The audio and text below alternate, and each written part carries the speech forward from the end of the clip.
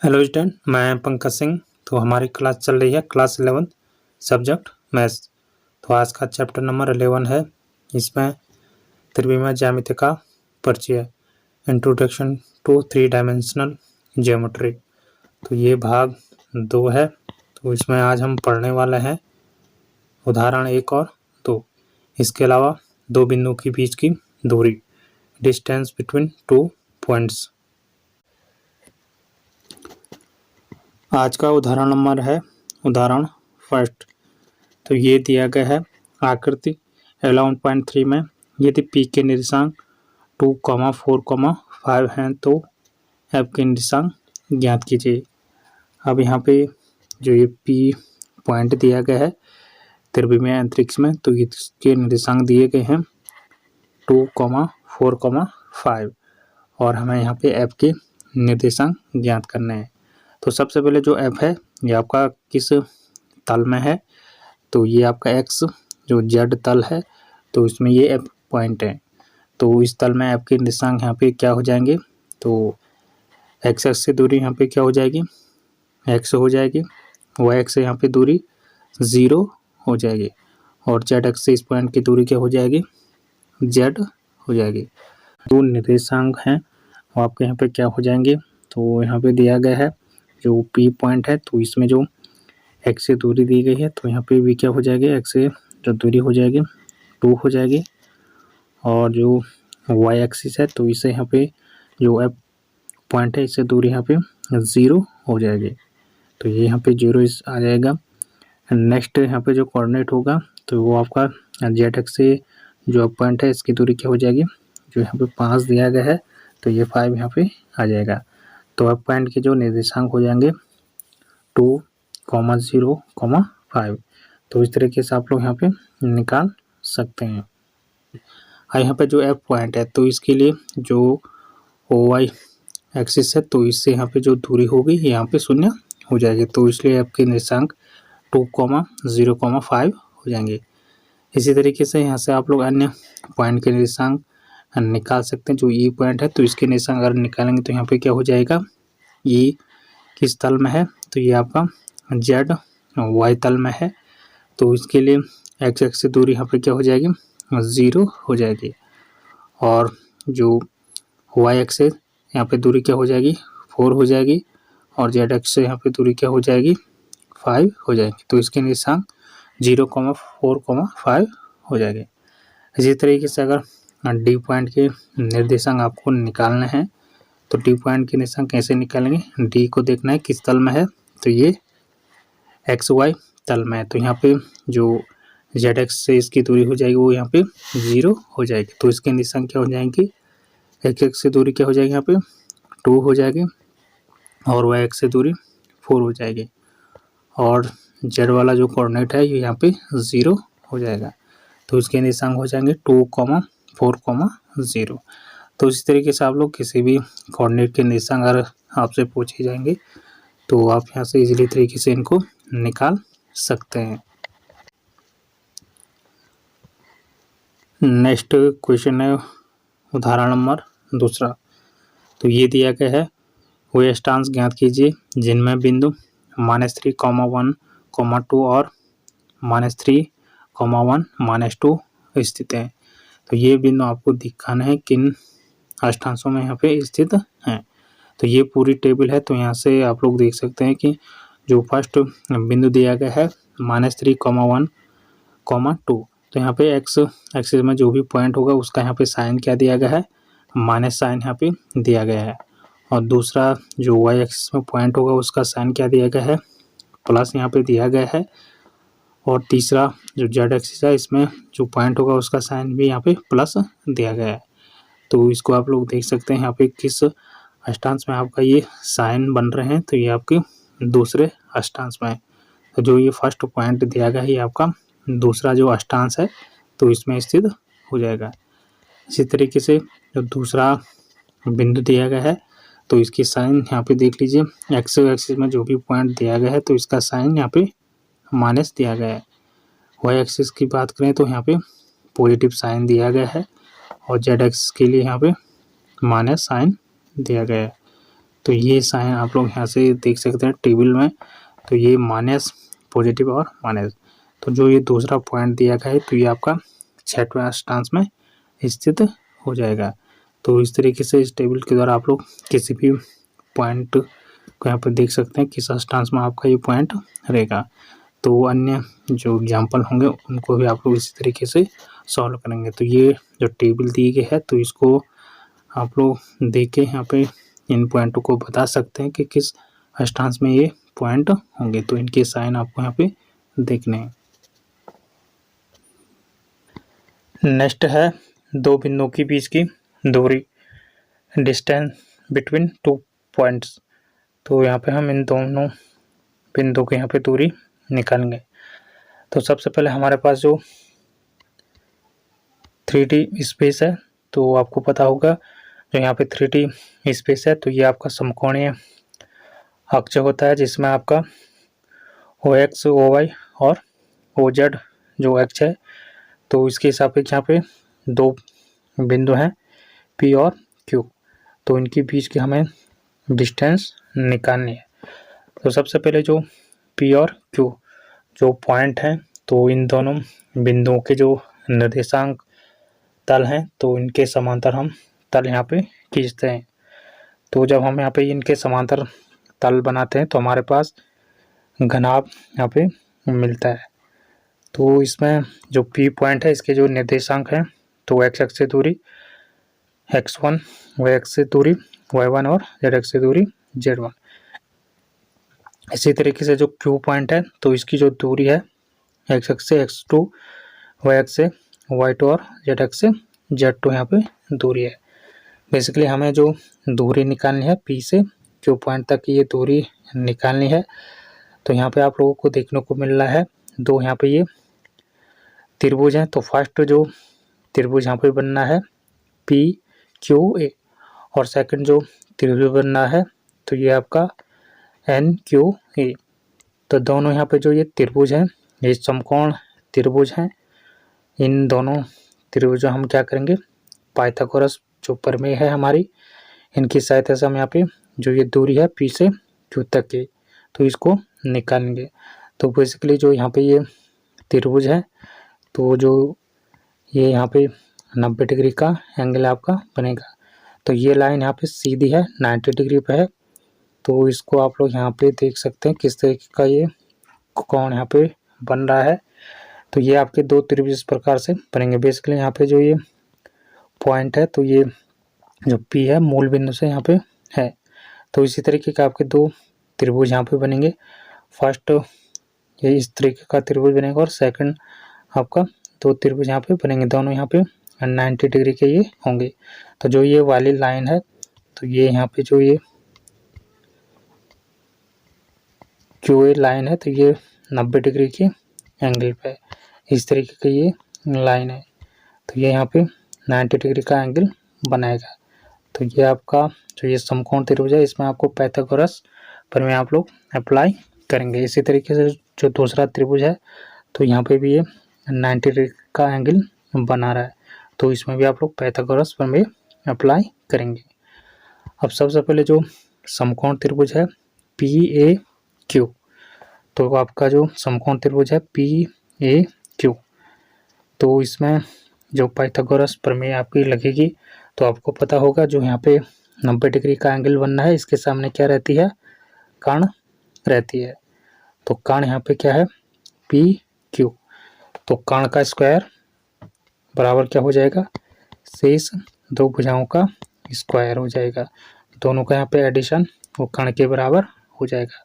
तो यहाँ पे कर्ण क्या है PQ तो इसका स्क्वायर हो जाएगा PQ का स्क्वायर इक्वल हो जाएगा PA का स्क्वायर।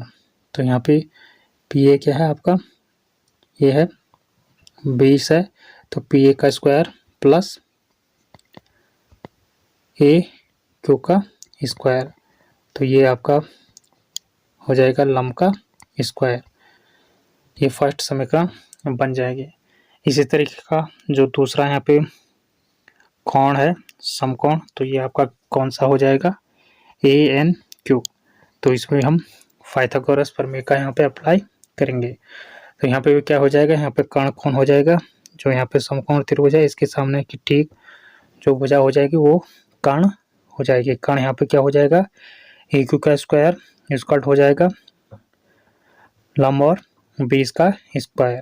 तो यहाँ पे क्या हो जाएगा, जो इसके साथ 20 क्या हो जाएगा, ए एन का स्क्वायर। तो एन का स्क्वायर प्लस क्या हो जाएगा, एन क्यू का स्क्वायर। तो एन क्यू का स्क्वायर ये हो जाएगा। ये दूसरी समीकरण यहाँ पे बन जाएगी। अब यहाँ से जो इसमें दोनों में कॉमन भुजा है वो आपकी कौन सी है, ए क्यू।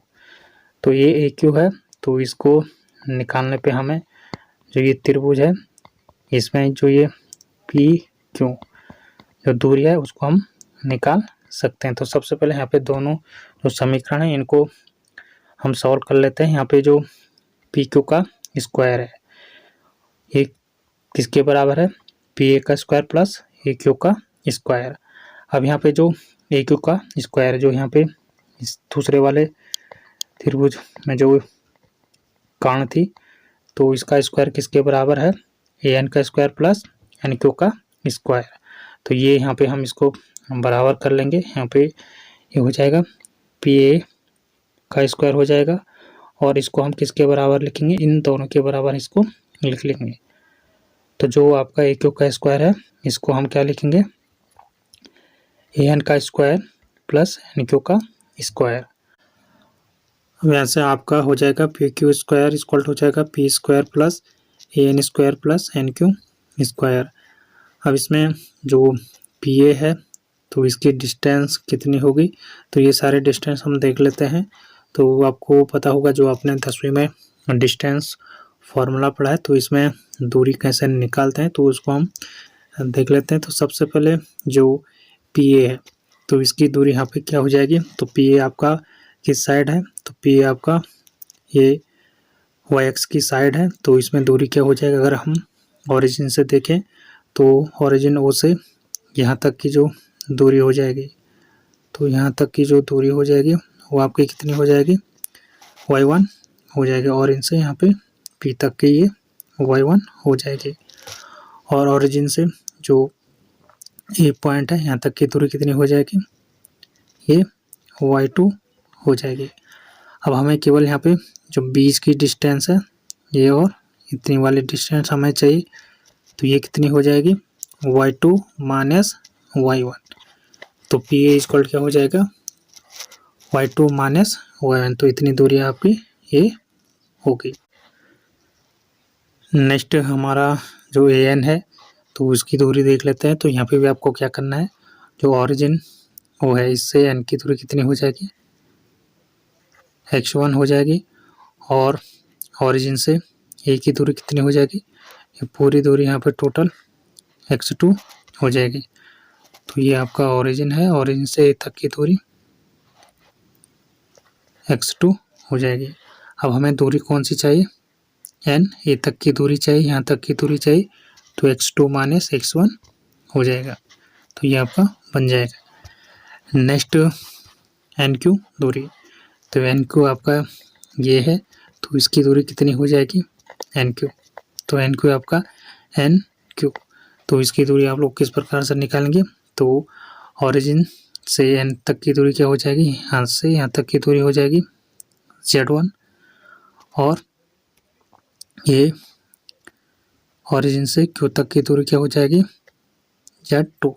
तो यहाँ पे भी क्या हो जाएगा, एन क्यू की दूरी हमें निकालनी है, इतनी दूरी हमें चाहिए। तो ये क्या हो जाएगा, z2 माइनस z1। तो इस तरीके से आप लोग यहाँ से दूरी निकालेंगे। अब जो हमने ये सारी वैल्यू निकाली है इनका मान हम जो हमारे पास है P Q whole square equal to P square plus A N square plus N Q square, तो इसमें हम इनके मान रखेंगे। तो यहाँ से हो जाएगा पी क्यू स्क्वायर इक्वल हो जाएगा, तो यहाँ पे जो पी ए का जो स्क्वायर है तो इस पर हम क्या रखेंगे, पी ए यहाँ पे क्या है y2 माइनस y1 होल का स्क्वायर रखेंगे। इसके बाद जो यहाँ पे ए एन का स्क्वायर है तो ए एन क्या है आपका x2 माइनस x1। यहाँ पे हो जाएगा x2 minus x1 whole square हो जाएगा। नेक्स्ट है एन क्यू का स्क्वायर है, तो यहाँ पे क्या करेंगे, एन क्यू के स्थान पे क्या रखेंगे, Z2 माइनस Z1 होल का स्क्वायर। तो इस तरीके से आप लोग यहाँ पे करेंगे। अब यहाँ पे ये स्क्वायर है तो इसका स्क्वायर रूट क्या हो जाएगा, पी क्यू स्क्वायर क्या हो जाएगा, इसके ऊपर अंडर रूट लग जाएगा। तो अंडर रूट हो जाएगा x2 माइनस x होल का square plus y2 minus y1 whole का square plus z2 minus z1 whole का स्क्वायर। तो यहाँ पे अंडर रूट लग जाएगा, यहाँ से स्क्वायर हट जाएगा। अब हमारे पास जो दूरी का फॉर्मूला बनेगा, जो हमारी दूरी होगी, तो ये आपकी पी क्यू। तो पी क्यू कितनी दूरी हो जाएगी, under root x2 minus x1 whole का square plus y2 minus y1 whole का square plus z2 minus z1 whole का स्क्वायर, और अंडर रूट यहाँ पे लग जाएगा। तो ये हमारी पी से क्यू तक की दूरी निकल जाएगी। तो ये इसका ये फॉर्मूला निकल के आ गया।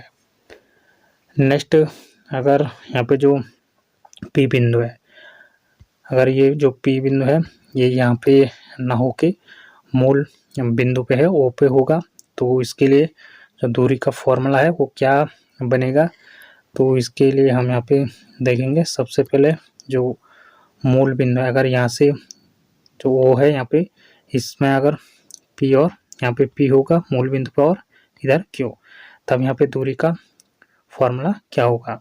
तो सबसे पहले जो यहाँ पे इसके पी पॉइंट के जो निर्देशांक है x1 y1 और z1, तो ये यहाँ पे 0 के इक्वल हो जाएंगे। क्यों हो जाएंगे, क्योंकि आपको पता होगा जो मूल बिंदु है, तो यहाँ पे जो कोऑर्डिनेट होते हैं वो क्या होते हैं, x का 0 होता है, y का 0 होता है और z का भी यहाँ पे 0 होता है।